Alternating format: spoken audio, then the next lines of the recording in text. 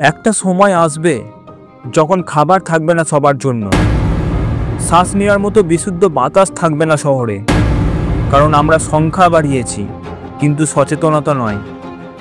প্রশ্ন একটাই, ভবিষ্যৎ বাঁচাতে আজ আপনি কি করছেন?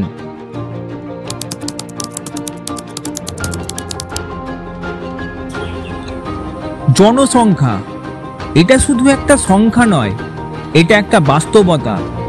প্রত্যেক জন্ম নেওয়া শিশুর আছে খাদ্যের অধিকার, শিক্ষার অধিকার, সুস্থ জীবনের অধিকার। কিন্তু প্রশ্ন হলো, আমরা কি সেই অধিকারগুলো নিশ্চিত করতে পারছি? আজ 11ই জুলাই, বিশ্ব জনসংখ্যা দিবস। এই দিনটা শুধুই তথ্য জানার জন্য নয়, বরং নতুন করে ভাবার, নতুন করে জাগার দিন।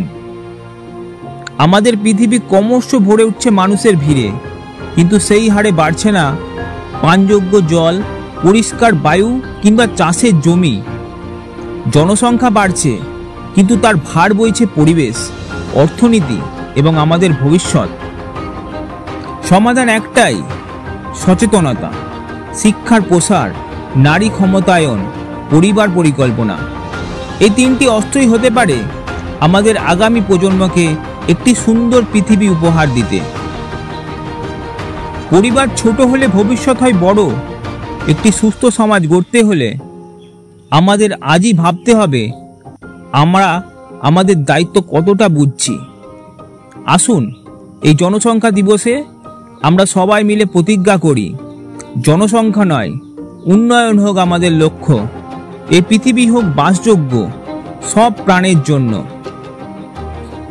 ভালোবাসুন প্রকৃতিকে, ভালোবাসুন ভবিষ্যৎকে, কারণ সংখ্যা নয়, গুণগত মানই গড়ে তোলে সভ্যতা।